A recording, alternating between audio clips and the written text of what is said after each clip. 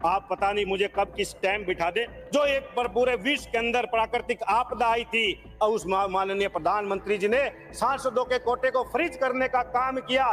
छत्तर की जनता तड़प रही थी, लेकिन सांसद के पास पैसा देने के लिए नहीं था।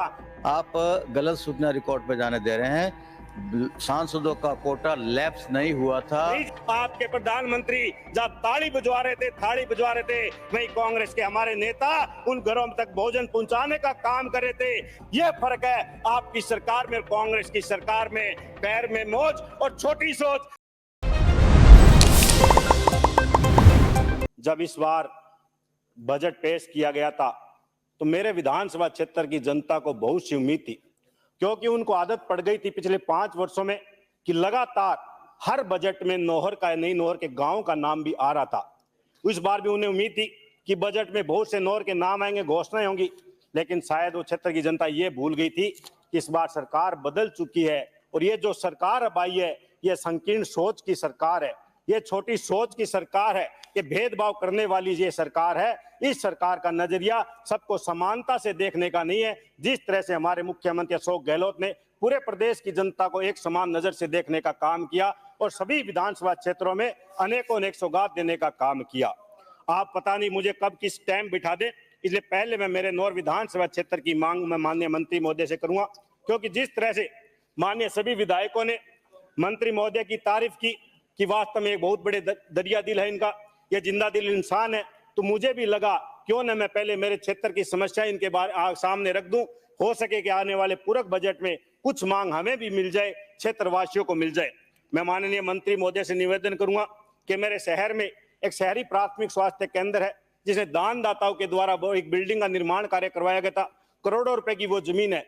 जब उस हॉस्पिटल का आपकी तत्कालीन सरकार में खुला था, मातृ एवं शिशु रोग के रूप में उसमें इकाई शुरू हो रही थी, लेकिन बाद में वो केंद्रीय सरकार के द्वारा वो योजना बंद कर दी गई।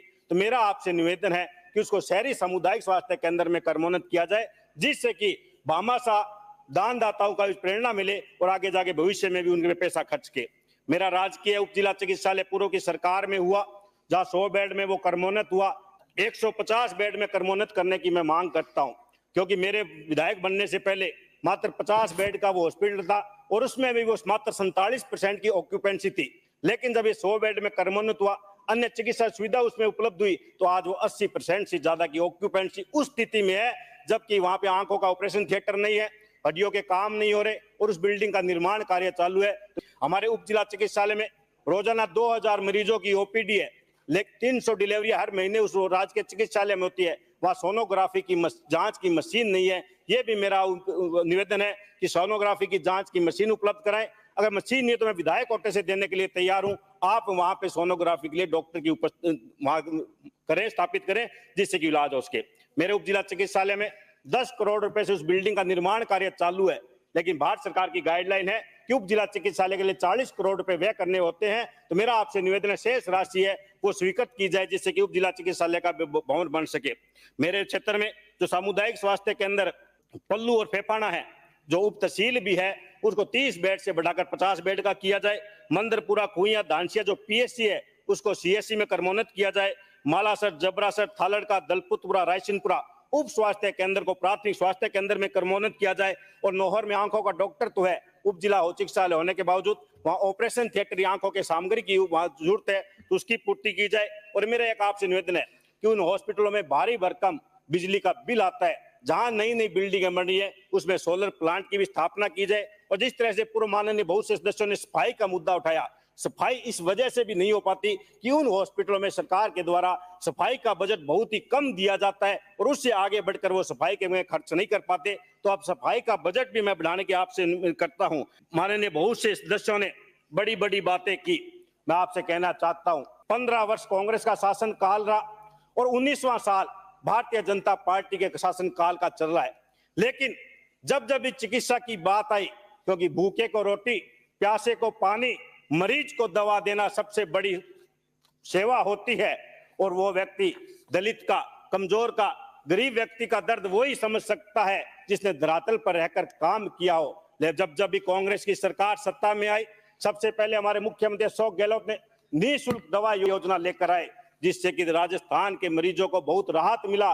हम उस गरीब व्यक्ति के दर्द को देखें जिसके जेब में 100 रुपए नहीं होते, अगर उसके घर में बीमारी आ जाती है, उसकी जमीन जायदाद सब उनको गिरवी रखना पड़ता है, वो कर्ज के नीचे डूब जाता है। और उससे आगे बढ़कर उन्होंने मुख्यमंत्री निःशुल्क जांच योजना लेकर आए, और उससे आगे बढ़कर 25 लाख की मुख्यमंत्री चिरंजीवी बीमा योजना लेकर आए, जो पूरे देश के अंदर उस योजना को सराहा गया। और इसके साथ साथ मुख्यमंत्री दुर्घटना बीमा योजना भी लेकर मुख्यमंत्री अशोक गहलोत लेकर आए, क्योंकि वो गरीब का दर्द जानते थे, गरीब की समस्या को जानते थे। वो ये चाहते थे कि राजस्थान प्रदेश की जनता को किसी भी तरह की दिक्कत नहीं होनी चाहिए, प्रत्येक उसके मरीज तक उसकी दवा मिलनी चाहिए, उसकी जांच निःशुल्क होनी चाहिए, अगर कोई दुर्घटना होती है तो उसमें भी उनको पैसा मिलना चाहिए। ये बड़ी सोच मुख्यमंत्री अशोक गहलोत की थी। आज बातें कर रहे थे कोरोना काल की, बातें कर रहे थे देश के प्रधानमंत्री की कि कोरोना काल में प्रधानमंत्री जी ने क्या किया।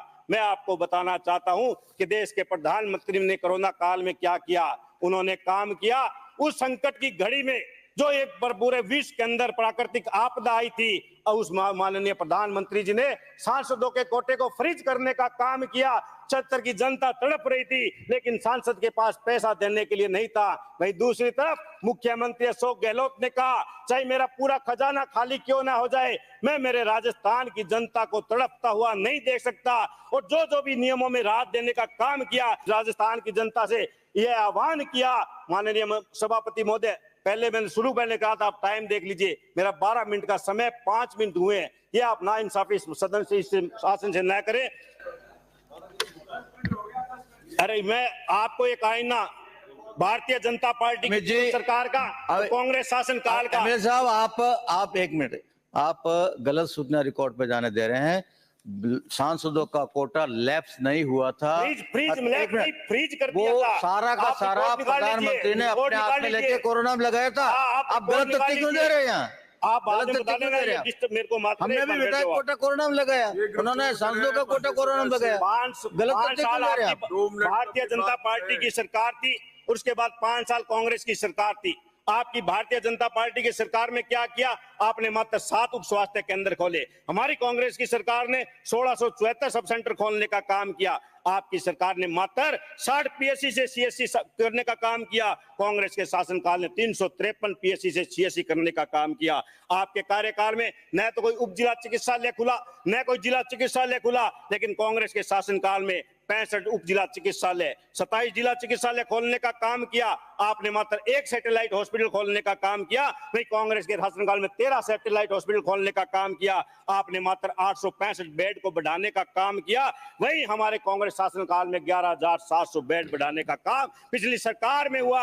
आपके प्रधानमंत्री जहां ताली बजवा रहे थे, थाली बजवा रहे थे, वही कांग्रेस के हमारे नेता उन घरों तक भोजन पहुंचाने का काम कर रहे थे, दवाई पहुंचाने का काम कर रहे थे, ऑक्सीजन पहुंचाने का काम कर रहे थे। चार्टर्ड प्लेनों से बंबई से दवाइयां मंगाई गई, जिससे कि हमारे मरीजों को दवाई मिल सके। और आपकी भारतीय जनता पार्टी की जहां जहां सरकारें थी, वो रेमडेसिविर इंजेक्शन 50,000 में मिल रहा था, वो हमारे मुख्यमंत्री ने नौर के प्रदेश के अंतिम छोर तक उस इंजेक्शन को निःशुल्क पहुंचाने का काम मुख्यमंत्री अशोक गहलोत ने किया।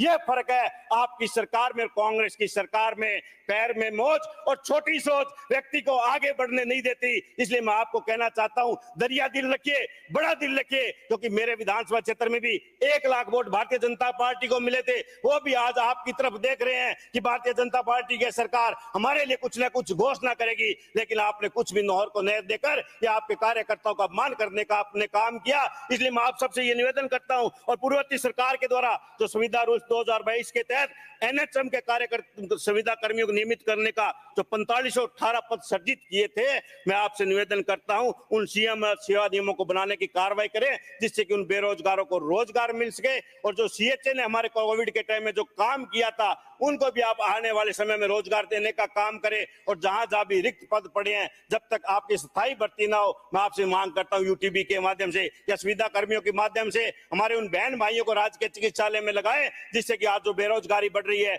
उनको रोजगार मिलने का काम करे। आपने बोलने का अवसर दिया, आपका बहुत बहुत आभार, धन्यवाद। जय हिंद, जय भारत।